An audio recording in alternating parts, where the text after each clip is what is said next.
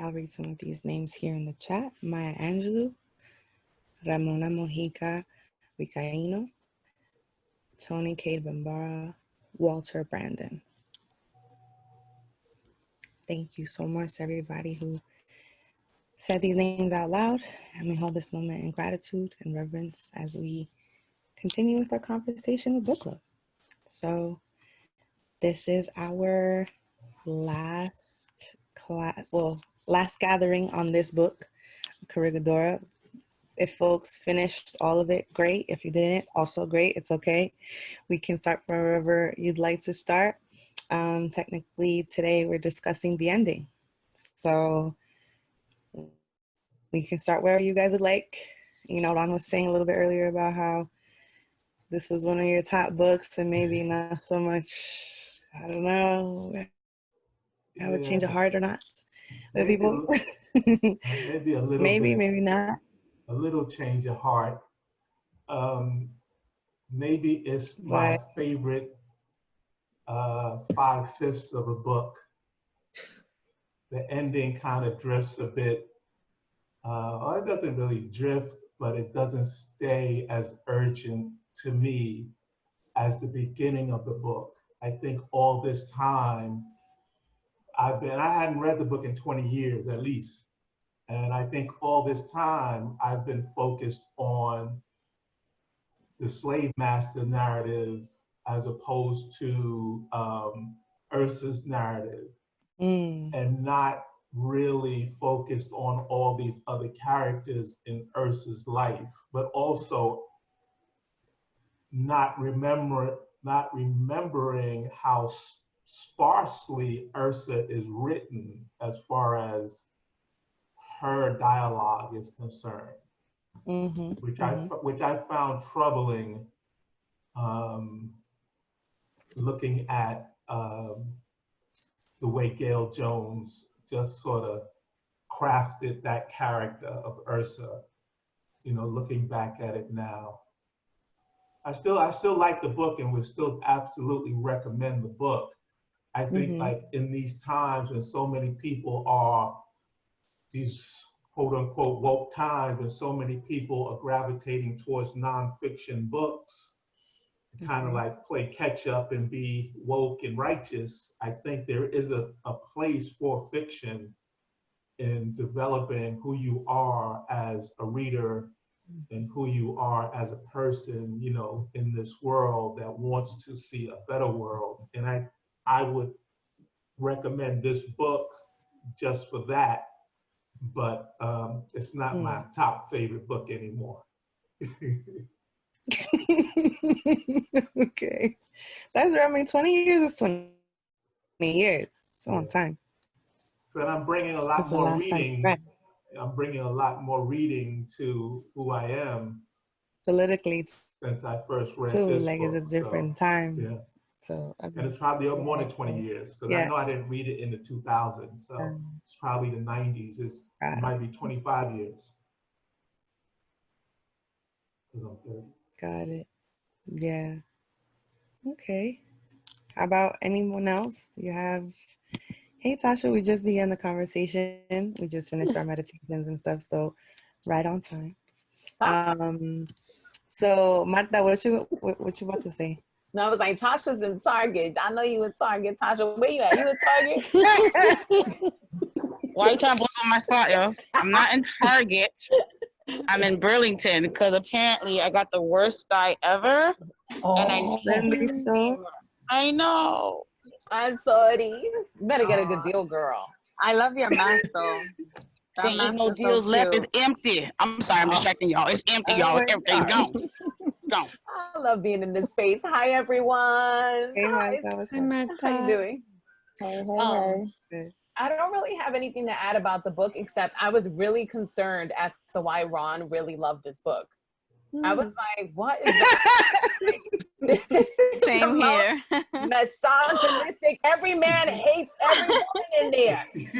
I was going to ask him, too. I was planning on asking him, so I'm glad he started off with that. Yes, that's right. I was like, what's going on in the inside, sir, where this is okay? But I was more captivated when I first read it by, and I said this earlier, by the slave, not the slave narrative, but the narrative of Corregidora and how his presence still affects his ancestors from slavery and rape and a whole bunch of other things you can throw in there. So that's why the book always resonated with me, that connection. Now, reading it again, like Ursa's relationships with her guys I wasn't so drawn to this time. They felt like mushy and I don't know, mushy. That's a literary term.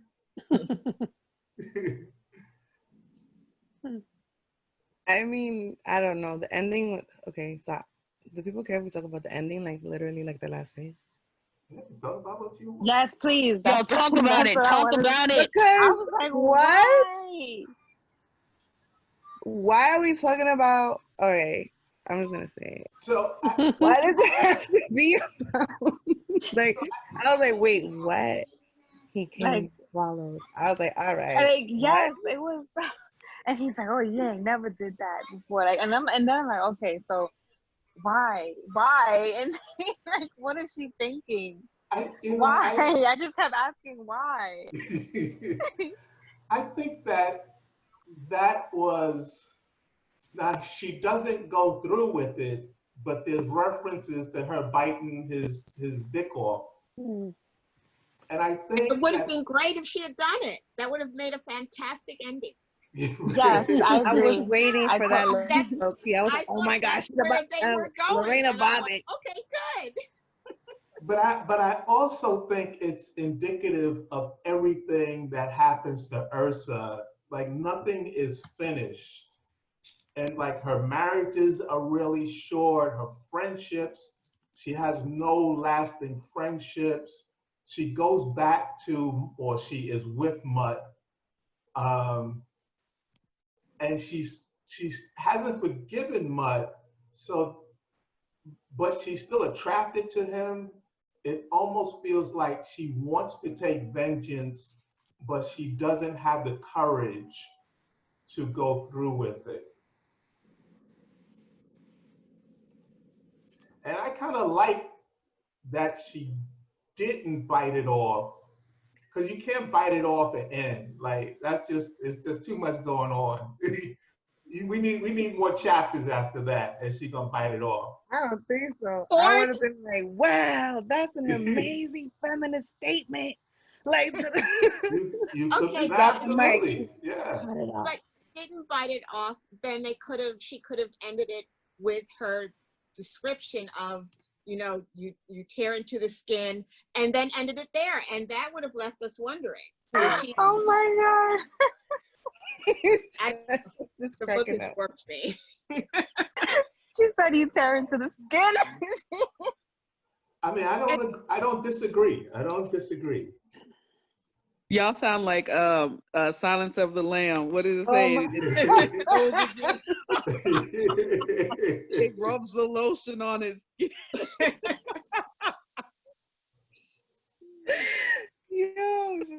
But even if she was planning on doing that and then she didn't have the courage, you swallowed. Like, how much, like you just, his ego, he feels so good. Like, why? That's all I kept asking.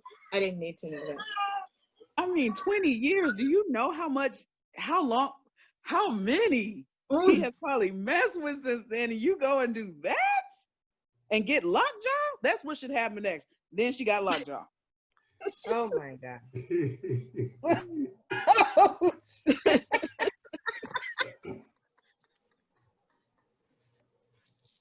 But it feels appropriate to me, though, that, just like, and this is like a criticism I have of the book now, that it seems like nothing was resolved in any of her relationships. There was no resolution. I mean, there's resolution in the sense that, you know, marriage is, but the mere fact that a marriage ends means that the marriage itself really wasn't resolved. That, I don't know, it just, everything seemed abrupt in her life.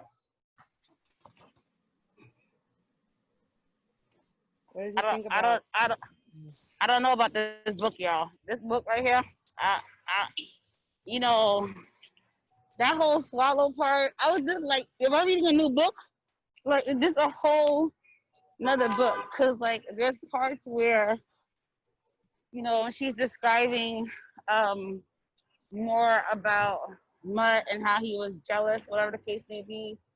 And I was like, yeah, he was beyond jealous. Like, because again, like last week, I wasn't up to I hadn't read the third chapter. So now a lot more of the conversation, I have more context. And so, yeah, he was definitely doing a lot. He's definitely doing a bit much. Okay, he took the jealousy thing to new extremes. And even so, just seeing how they described him as how drunk he was, I still was just like, yo, he was out of his fucking mind, for sure. I still don't think that he intentionally pushed her with the intent to harm the child or to hurt her womb. You know what I'm saying? Stuff has got out of hand. But it's just like, for y'all to have all those things and all those unresolved issues and then to swallow, it's just like, for those people in the world that like to do that action, I'm have to take a pause. I might have to protest the action because anyone reading this book might think it's just that easy to get over some shit. No, and no. So I was just a little bit perturbed, and even when she comes across Jeffy again, Yeah. And that conversation was very weird. Like, check up on Kat, but not really. But you know, you like, it felt good. I got those titties. What?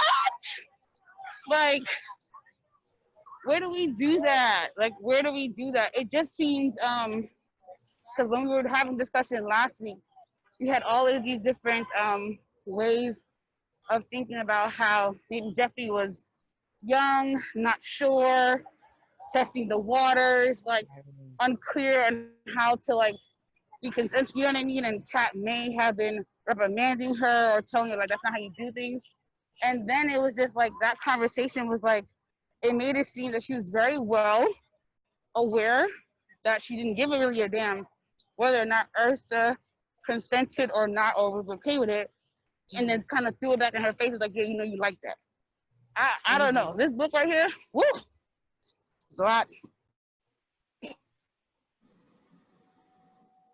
Yeah, I was wondering what I thought about the conversation between Jeffy, or in between the lines what was said. It seemed like a lot was said though. This time there wasn't that much left to the imagination, especially what happened to Kat. That was hard to read. Yeah.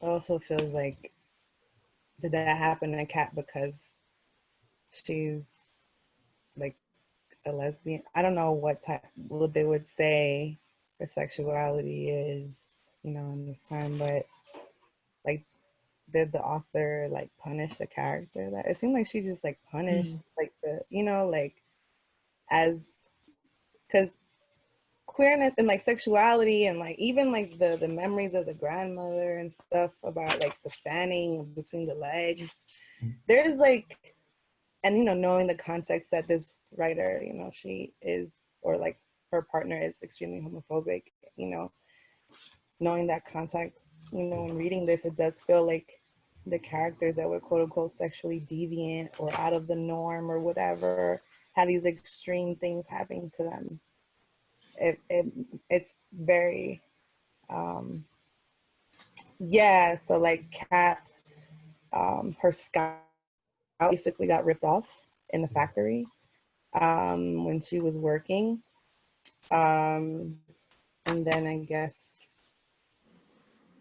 I don't know, Ursa's battle with her, I don't know if it's a battle or not, but like these sexual tensions between her relationships with women, but Kat seemed to be like the only explicit character that was like named as someone who was like dealing with women. Well, Jeffy is also. Jeffy too, yeah. Now, yeah. And yeah. I mean, more so when they meet again near the end of the book than in the beginning.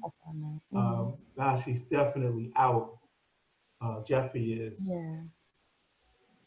I don't know if y'all. What about Corregidora's wife? That whole part in the last chapter, I think it was the last chapter, about the wife sleeps with her great grandmother, and then the wife comes with this hot fork thing, or trying to put it in the middle of her legs. Yeah. You know, like, I'm just off of what you're saying, Stephanie. Why are all why are these in the book? You know, like, why is that? Like, of all things, with the whole scene of the slave master, the wife is also sleeping with the slaves, and then that whole scene of her, you know, being so brutal, like she would have taken that hot, you know, metal thing and put it up her legs, you know. So off of what you're saying, Stephanie, it's just, why is those the images of, you know, queer women? I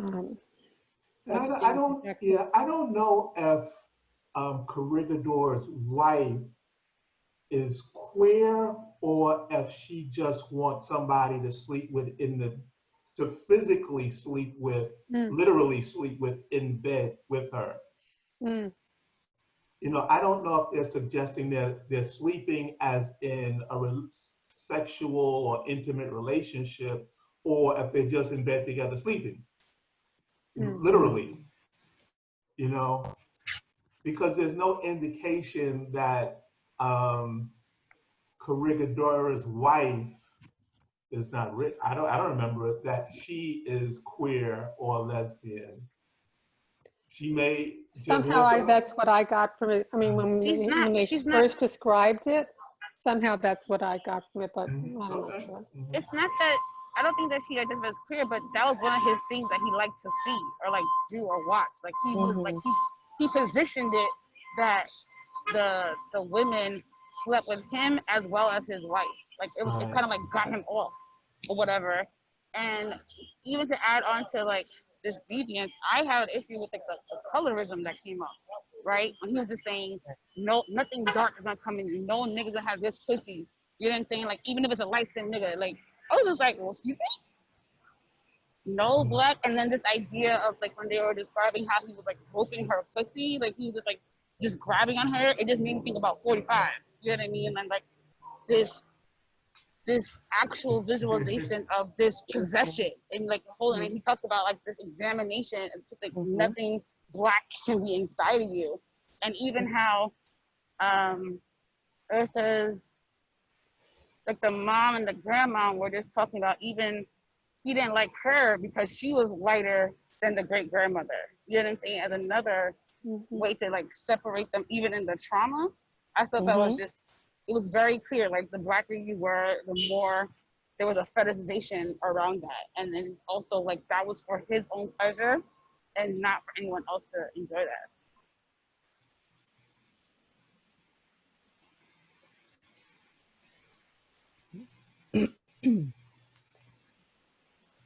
I think you went back on mute, Sasha.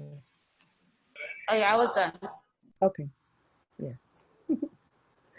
But a lot of that scene has to do with just the absurdity of slavery and how you can push your craziness on slaves. So all those sort of rules of who the slaves can, or the enslaved Africans can and cannot sleep with. Corregidora forcing them to be in the bed with his wife. That's like all the absurdity of slavery. And that's one of the reasons why like I would include this book with all the other books that people are suggesting we or white people read now, to be more woke and to be more conscious now.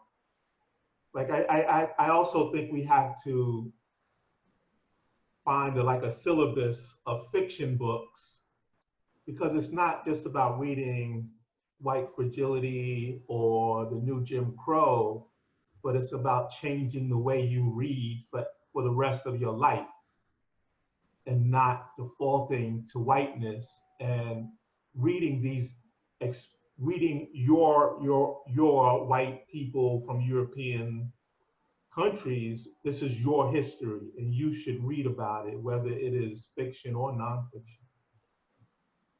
I almost think it would be dangerous to like put this book in the hands of someone who is white, who is trying to figure out like, well, what was really going on with the history of Black people back then during slavery? Because, I mean, look, we're struggling with like, you know, the absurdity as well as, you know, how vulgar things are, which I think would probably play into the notion that, you know, yes, you know, black women and Black men, like they are very sexual beings. They are very, you know, flippant when it comes to discussions of, you know, sexuality or whatever. I mean, we're constantly fighting against that now. You know what I'm saying? Like colorism is a real thing, and any, you know, any dark Black bodies are still, you know, it is still very provocative. You know, it is still something that, you know, people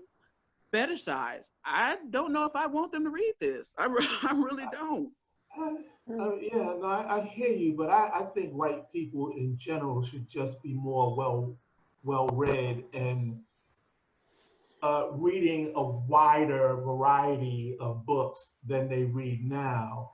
And you know, if there's a book that presents Black people, and I don't think this book necessarily presents Black people in a negative light, but you know, there's a reason why there's some light-skinned Black people and dark-skinned Black people, and it's your fault, or at least it's your ancestors' fault, you know, white person, and you should know that, and you shouldn't have to ask, why is your cousin lighter than you are, and you know, all kind of craziness like that, you know, or you know, to be Afro-Latina is somehow different than being African, or, you know, I think that books like this, again, it depends on the reader, but I'm assuming that the reader is pursuing some kind of knowledge, and if then they're open to learning and being somewhat expansive in their views, and if they are, then they have a better chance of quote unquote getting it than if they don't read at all. So I just want to be clear, Ron, you're saying that you would recommend this book to white woke people?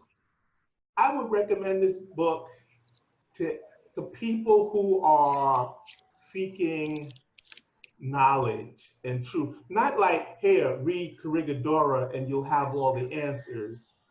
But if every month, and this is how I think that these white people who are just, you know, diving into nonfiction, they should, you know, read fiction and nonfiction and Black poetry. They should be reading everything, not just knowledge books or nonfiction books, that they should be reading everything. And if they are reading everything, then they should read Sula and Corregidora and Elin Harris. All these books that they may not have read before, they should be reading.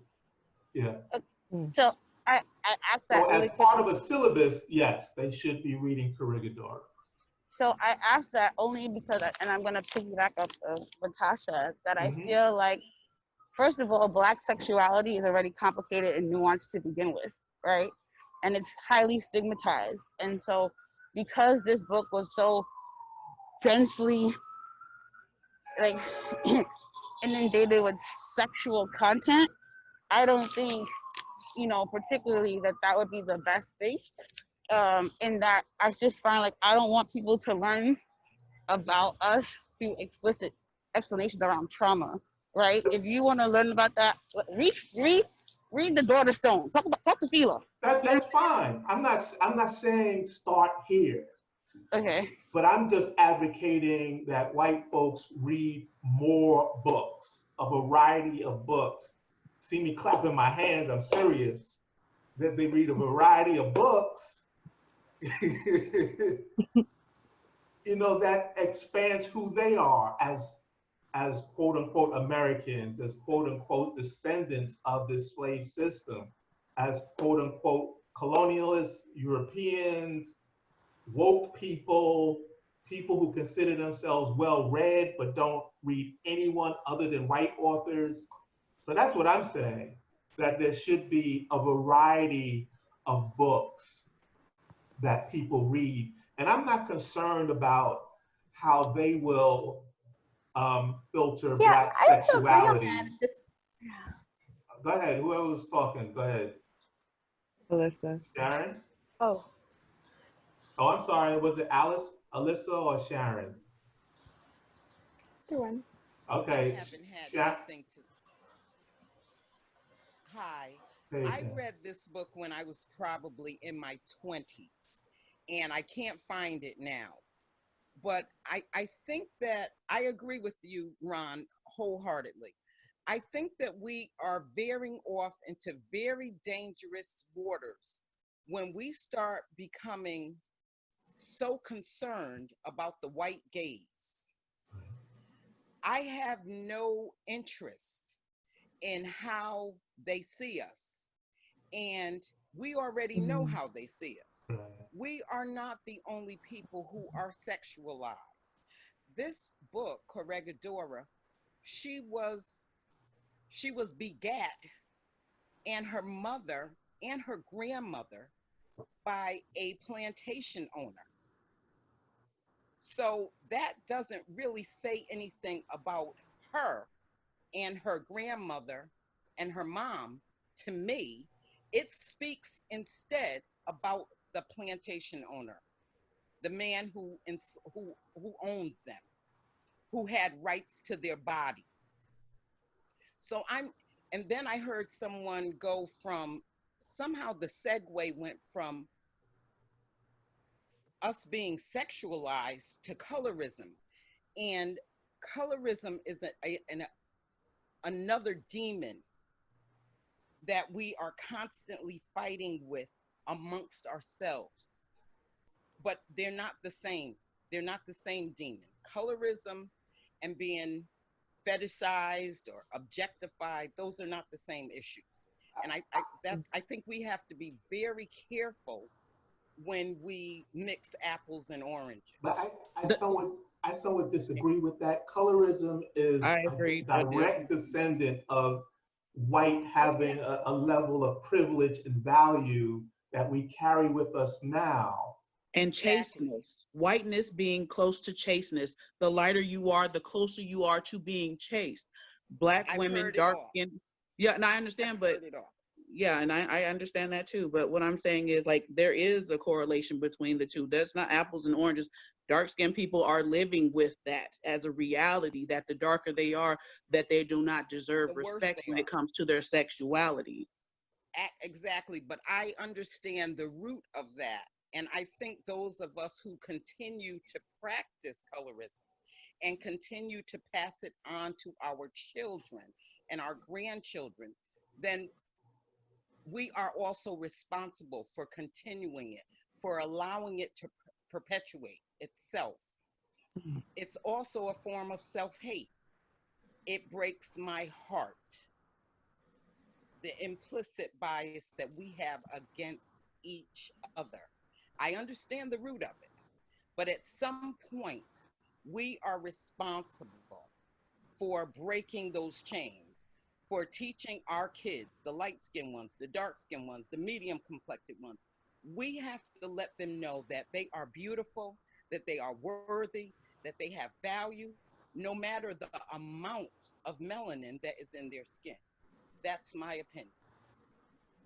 So when you have a woman walking down the street with a lighter skinned child and a darker skinned child, and someone comes up and readily compliments the lighter skinned child and acts as if the darker skinned child is not there, we are damaging their psyche. And I'm not talking about white people doing it. I'm talking about Black people doing it. We do this to each other day in and day out. We are still doing it. Now, all of you are evolved, so you don't do it. But we have enough neighbors, family, friends, members of our civic organizations and in our churches who continue to perpetuate this nonsense. That's all. I'm very passionate about it. So I will stop right here and listen to you all. Thank you. Thank you, Sharon. Thanks, Sharon. And, I think that no matter how dedicated you are to doing that in your home and in your neighborhood, it is hard to fight the images that are fed through us through media, whether it is television, whether it is images, that implicit beauty, even when they don't overtly say, blonde hair and blue eyes has a certain value. If you look throughout media, visual media anyway, blonde and pop culture, blonde hair and blue eyes has a certain value. And it is systemic. It is systemic. When you hear about the young Black girls who go to school and get suspended or reprimanded, they are overrepresentedly Black, dark-skinned girls. When you look at the numbers in the prisons and what that demographic looks like, all we are doing is perpetuating what has been trained in us. And that, unfortunately, and I do apologize, it comes from slavery and it comes from colonization, period. Like, every single continent has that same exact thing. It isn't just Black people that suffer from this. This is a worldwide thing. Asian people, those who are yellower, are seen as less attractive. They are more likely to be prostitutes. They're more likely to be in the lower caste system. Yes, we do it to ourselves, but that is the intention. That was the whole point. Exactly. I agree. But at what point do we step in, or do we not? I mean, we understand the root of the problem, but how do we address the problem? You do it by, like what you said, by speaking up about it amongst yourselves.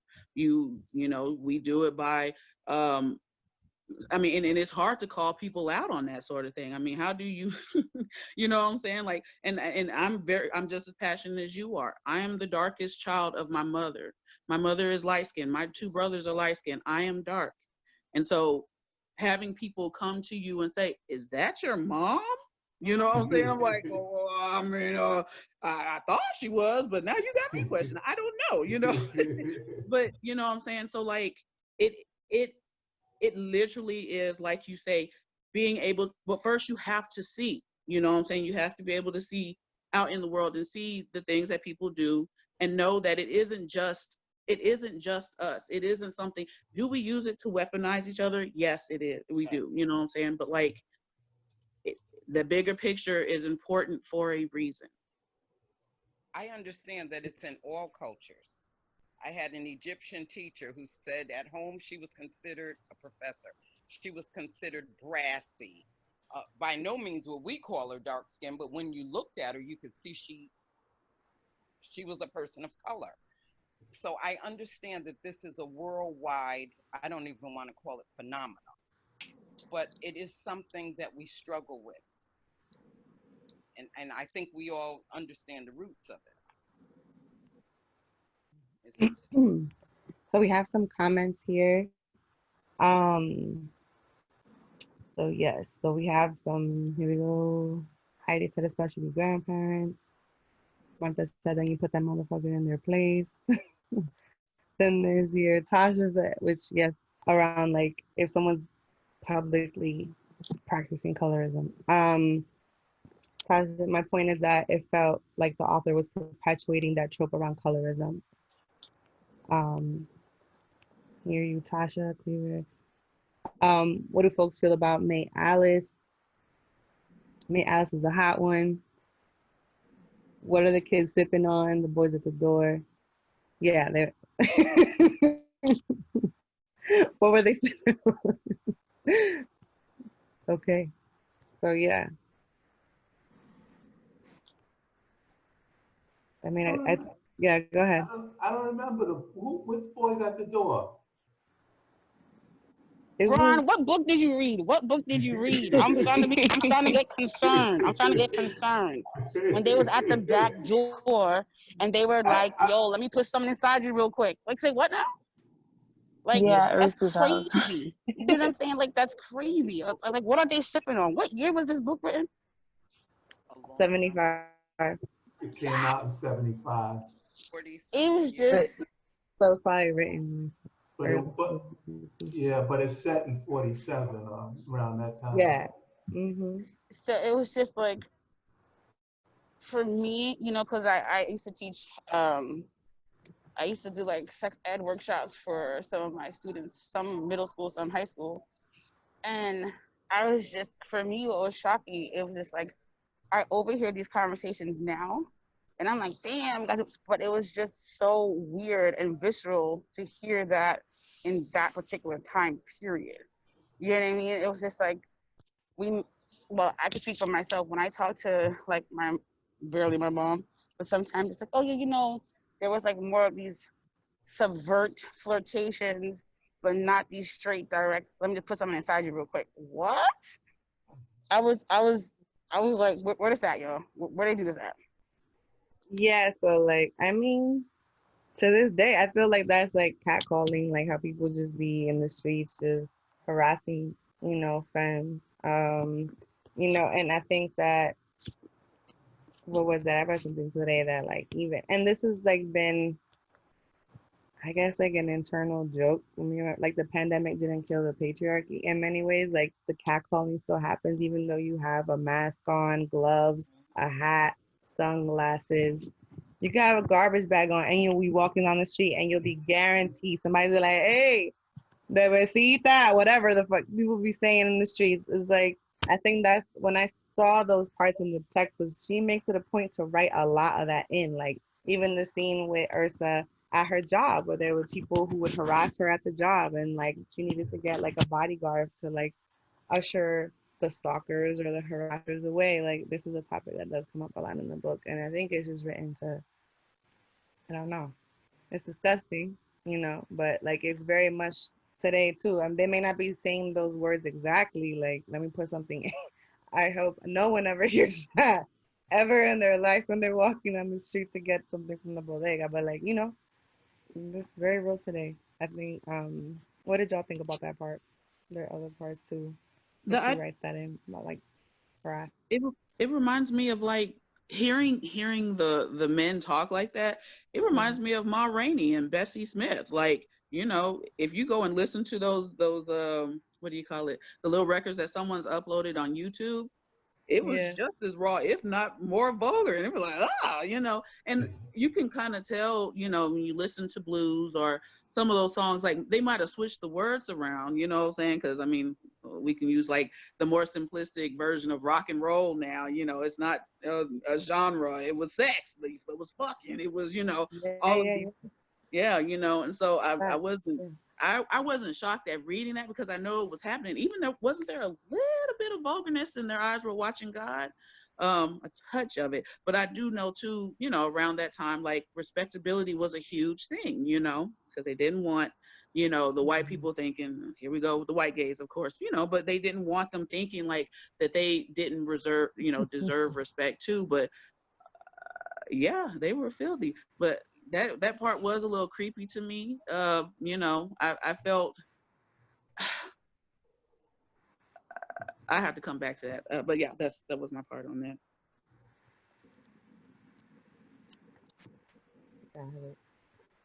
And that also seemed like consistent treatment of Ursa throughout the book.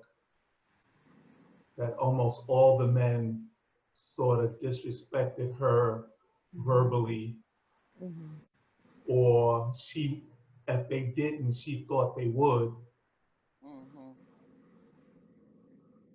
And she was so used to it. Like even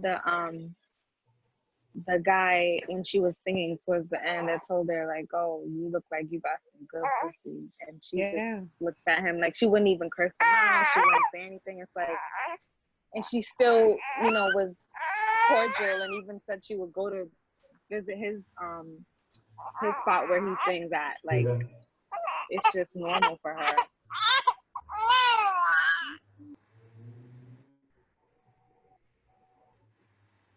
Jane doesn't like the cat calling.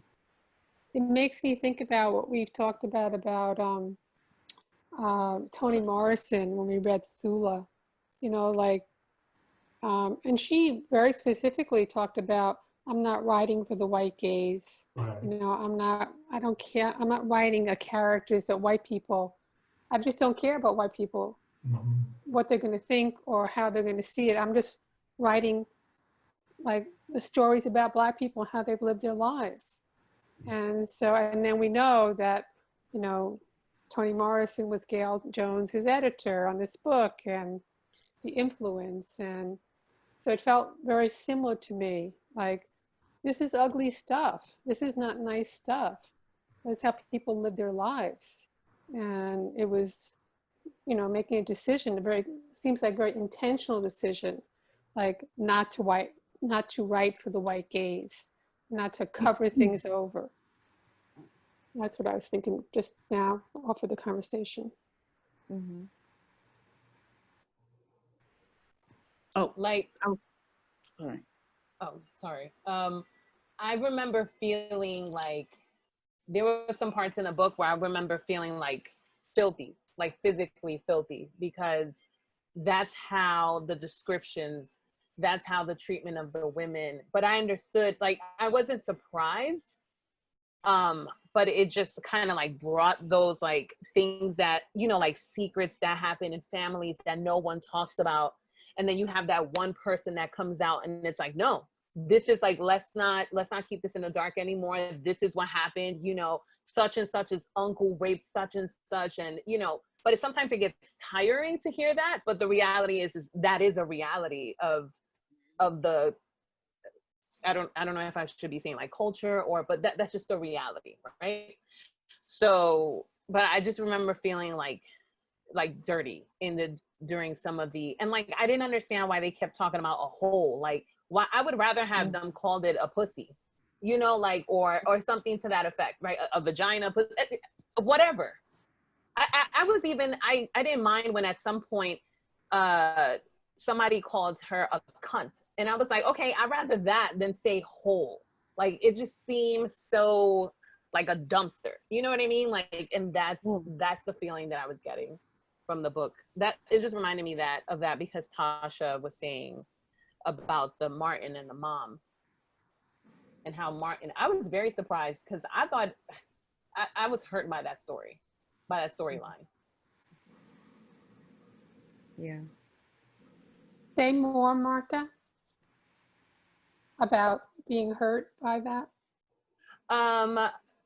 Because I just assumed that he was going to be a good guy, and that she was running to like escape.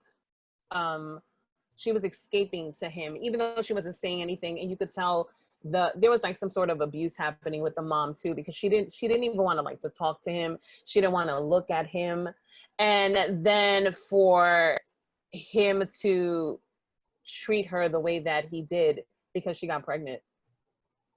You know, and then when she sees him years later, like the first thing he says to her is he calls her a bitch and slaps her in the face repeatedly. I was hurt because I thought that he was going to be a good guy, and that she was gonna, we didn't hear anything about Ursa's father until that very moment. And then to find out that he was an asshole just like everybody else, it was very hurtful. That also seems somewhat purposeful on the writers, on Gayl Jones's part. Like, none of the men are redeeming. Like, not a one of them. Even like with Martin, her father, he starts off as a good guy, but you know, after he leaves and Ursa's mom goes to visit, then he beats the heck out of her. and tears off her, or tears her clothes so that she has to kind of go home, which felt so like extra, you know, like extra. You've already dehumanized her, and now you're gonna try to tear clothes off to kind of put the icing on the cake. The writing of that felt harsh, you know, not just the actions of the character, but it just felt like, I wouldn't say gratuitous, but it felt like they could have had like a meeting, and that meeting could have been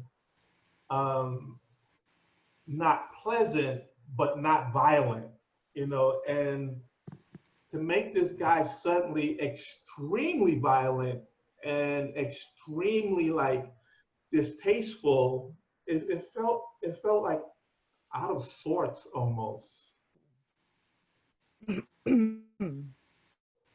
Well, we talked about that a couple of weeks ago when we read that chapter. And I remember, I think one of the things I said was that I thought he was really hurt, that he was really in love with her. And I'm not justifying in any way that he should kick the shit out of her the way he did. But to me, it didn't seem like out of left field. It's like what people do. They hurt people when they're hurt, you know, and men can hurt people, women really brutally. And they do that. But I saw, you know, when he said the thing about you got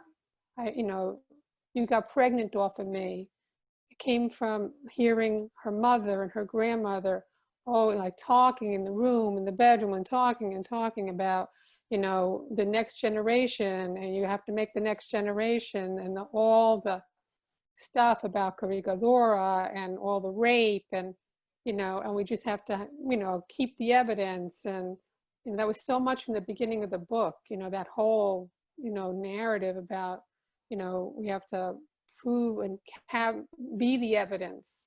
And so he was hearing that, and I think he loved her, and he felt betrayed, you know, by him being put in that position and coming to live with her, and then she wasn't having sex with him, she wasn't making, you know, it was just really such a deep pain, I thought, and hurt. And I think he really did love her. And people who love people also really kick the shit out of them. That happens all the time. So that's how I understood it, Marta, when you were raising that question. That's how I understood where that came from. Not that I'm justifying it. Mm-hmm.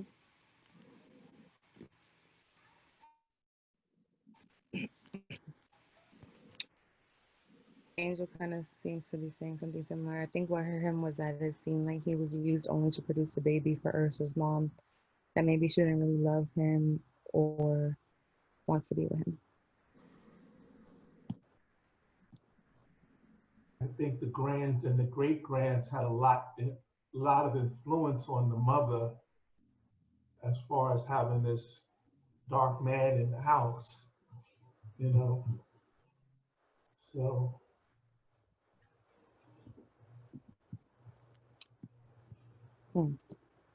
So maybe that's where it came from, the oral sex part.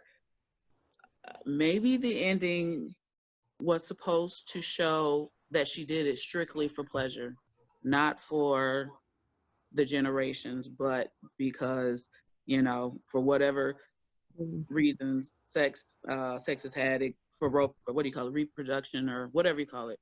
It's also supposed to be about pleasure. Maybe not her pleasure. I don't think she had pleasure in doing that. I don't know, but at least he got some. You know what I'm saying? And it wasn't prefaced with continuing the generations, which she can't do, you know, because of him, because of Mutt.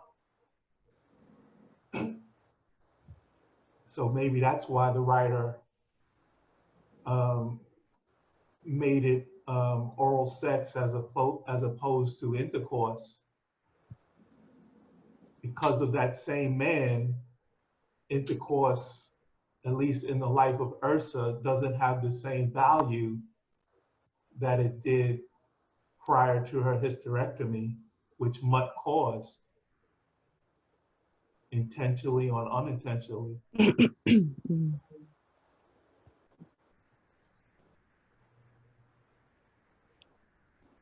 There's also something uniquely threatening about biting a man's penis off that can't be, unless you chop it off with a knife, that it really can't be written any other way and feel as dramatic and as harsh an act as that. I'm just surprised that he wanted to even put his penis in her mouth, considering he threw her down the stairs. He's a dude. Like, let me tell you right now, I wish you would. That's just insane. I wish you would. You threw me down the stairs. I can't have no babies. And then you want me to swallow? You swallow? I can't. I won't. Like, he got some nerve. He really does. But that just goes to show, like, how disrespectful. But he didn't ask, Martha. I don't think he asked. She gave. Yeah, she made the move. She got down on her knees. She made the move. Because she probably felt like she had no other choice. Like, this woman is a victim. Is she not a victim? Yeah, she's a victim. Like, she probably felt like she didn't have a choice. I remember there was one part, I just read it because you guys were talking about it, and I was like, what? And then she's like, oh, I had to be sexual, not I want to be sexual. That's different. You want to get down on your knees, you want to do it. But I had to be sexual. Why? Because he's like, oh yeah, you never used to do it. He like coerced her into it. Oh, you never used to do it before, and I always wanted you to do it. Sir, I didn't give it to you. She could have just gave him the whole. She could have just gave him the whole like he expected. He didn't ask for head. He didn't ask her to swallow. Like, that was a choice in my eyes. Like, that was a choice. Yeah. But intercourse doesn't have the same. I mean, this man ruined intercourse for Ursa. Not that she can't have it, but he's taken her purpose, in quotes, of creating a legacy, of creating generations. Yeah. So maybe she just didn't want to give him that privilege anymore of being in that place. Although I don't know why you would give him head if you don't want to give him. So she can't have his kids, so she's gonna swallow them? Like, what's the logic? That's what I just said. That's what I just said. You know, metaphors are important in life. I don't know. But do y'all think that do y'all think Ursa wanted to bring the generations? Wanted to what? So, you know how like her stories of like, you know, oh, I was supposed to, like, what has been passed down is like you need to produce generations, you need to have generations until the next, until the next, until the next. Did you feel like in the text she was written as a character that wanted to reproduce the generations? I think so. I think she was hurt by not being able to have kids because she stressed the importance of her parents and grandparents. Yeah. Stressing that to her. So I feel like it was important to her, but then she just let it go once she realized she couldn't. So I think that she just wanted to sing. Yeah, I think she just wanted to sing. You know what I mean? Like, if she got pregnant, she felt like it was. If she got pregnant, she got pregnant, but it wasn't something that she actively sought. Because especially when you think about how she was talking to May Alice, you know what I'm saying? She was like, "Yo, stop having sex, stop having sex, you're pregnant." You know what I mean? Like, she never was like, "Okay, girl, you're gonna let these generations continue." You know what I mean? Like, it was never. But she was young though, so of course she's gonna say that at that age. Like, you're gonna get pregnant. Like, they were teenagers, but I feel like eventually she wanted it. No, but May Alice was around the same age, and she didn't give two. Okay, she was like, "We're gonna be up in this hayfield real quick, and whatever happens, and it's all good." You know what I mean? Like, but May Alice had issues too, because she was talking about how she felt like once she gave it to him, she had no right to like stop doing it. You know, like they were just sexually active really young, probably molested. I don't know, but this is the 40s, so you know. Yeah. Yeah, they started earlier. Yeah. Listen, let them, but that's what I'm saying. For me, it wasn't so much like I didn't take it as they started sex earlier because again of the period, because that's what they did. They were getting married earlier and so forth. Oh, am I on mute? Oh, but it was more so around like she wasn't pregnant, didn't seem like the thing for her. And you understand, like when she heard about sex, it was tied to this old slave master, and she also didn't know her daddy. You know what I mean? Like she didn't even know that there was any type of love between her parents at some point. So for her, what was pregnancy going to continue in her life? And was that even love? Even how she describes them having sex, the mom and Martin, and she's like, I didn't know he was inside of me, and it was like his whole body was inside of me. I was like, God damn, how big is his dick? Like, you know, like I was just like, what's happening? Like, he was consuming her, right? But it didn't feel like consensual. Does that make, like, it didn't feel consensual to me? There was no love in that book to me. I ain't feel no love anywhere. But not only, to piggyback off of what Tasha said, so remember how she kept equating May Alice to the lady who committed suicide. Like to her, she felt like they were one and the same. And then also too, when she got pushed down the stairs, she never even told him that she was pregnant. How long has she been pregnant, and why did she keep it so long? Why did Kat? She didn't know. I think she was only pregnant like a month, and she didn't know until they told her in the hospital. Yeah. I don't feel like I remember that, because remember Kat after, she was like, well, you know, you were pregnant, weren't you? And she was like, yeah. Well, he didn't know, did he? She was like, no. To me, that didn't seem like something that she was like excited to tell him either. Yeah. But again, yeah. I mean, she wouldn't be excited to tell him after the fact, like, I was pregnant and you made me lose the baby. Like, what's the point of saying that? It already happened. But remember how we came back to the story where she was saying that, like, you know, we learned later after the fact that before the pushing down of the stairs, like, you're about to have the child of an abusive ass man. Like, y'all can't even have sex without, you know, the War of the Roses going on. So, like, you still wouldn't want to bring a child into the world like that, even if you did know.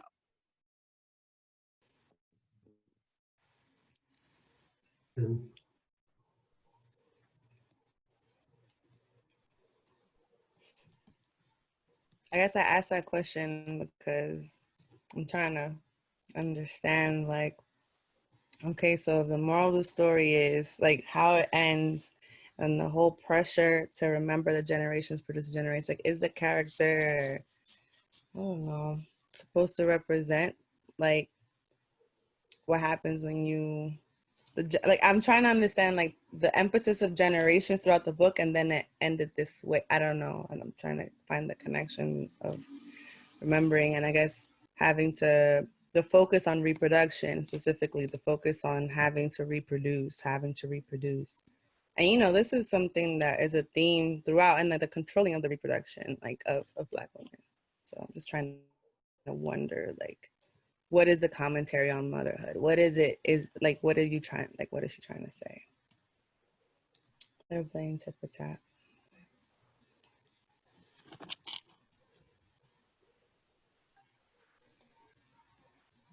I just think that in this book,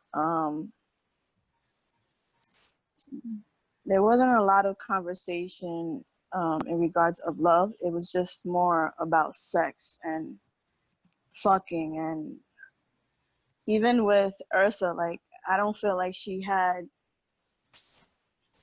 like, she just went with the flow, so to speak. And it was just like I felt like it was just an obsession with sex. Like, I don't know. I honestly, I disliked the book.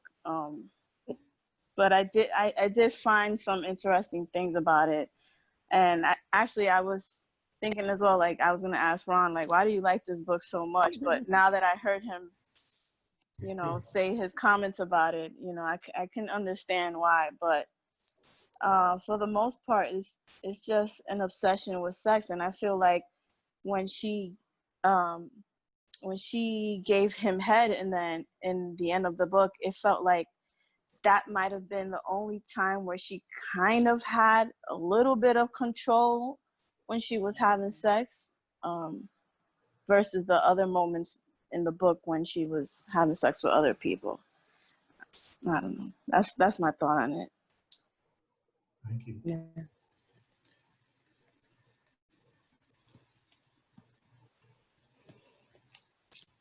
A comment, Tasha says, can we talk about the question that Martin asked about the grandmother and mother? Did they hate Corregidora or love him? It's never clear. Yo, but the brazenness to ask that question, I was like, where is the tea? Somebody get me a cup of tea. Because the way the book is situated so heavily on this man's impact, you know what I mean? Mm-hmm. It was like, are we going to unpack what this is? Are you going to continue to live in this legacy of trauma and allow it to continue to bleed in? Or are you going to distinguish yourself separate from that, still acknowledging what had happened? And I just thought that I'm still not clear. I may have to, I don't know if I'm going to reread the book again. I don't know. I don't know if my style will allow me to. But what I will say, yeah, I said that. But I will say it's just like, to pose that question, does that come from a place of frustration when you see the paralysis that it creates for someone that you might care about, right? Like, which one is it, y'all? Do you hate this motherfucker, or are you kind of a thing that we gotta go seek therapy for? Because it is bleeding.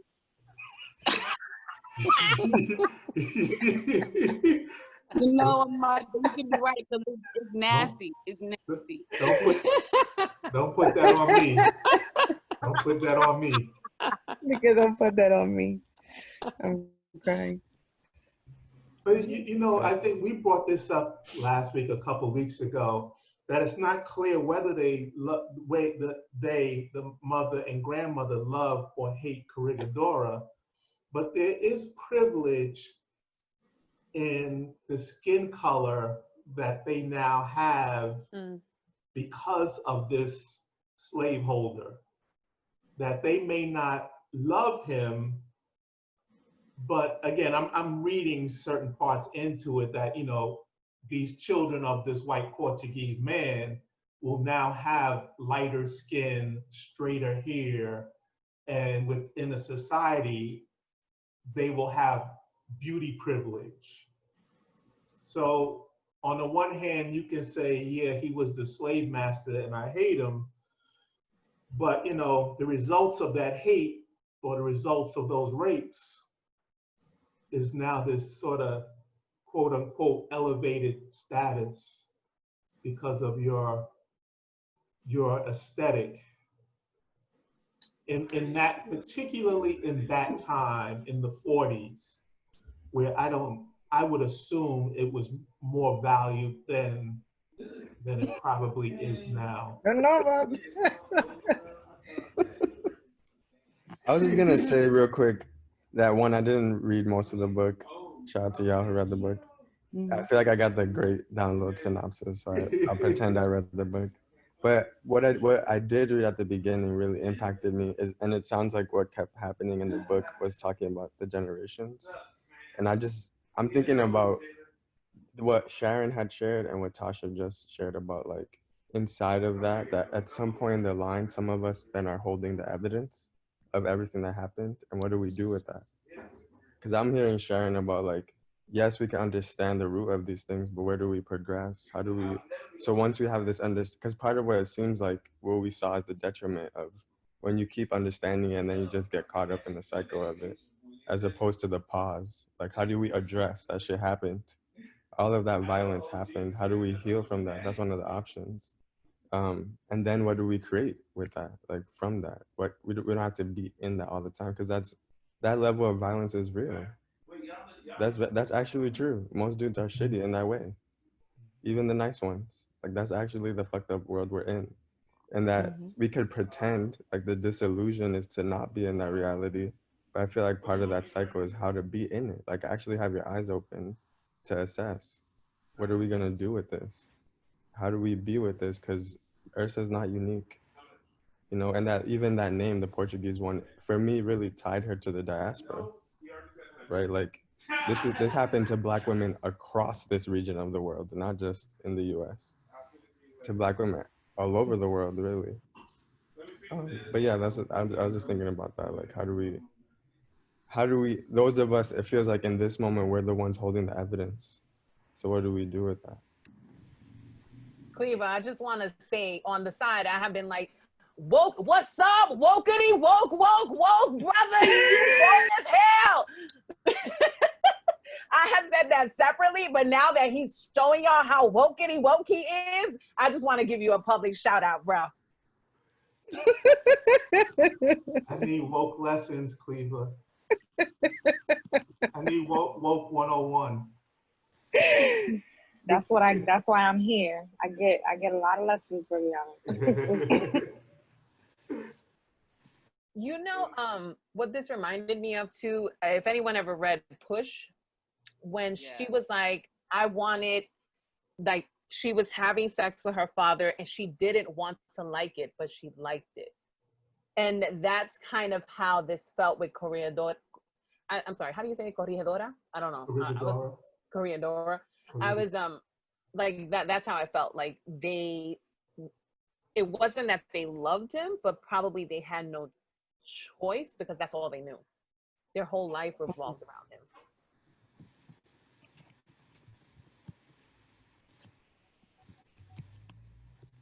Mm-hmm.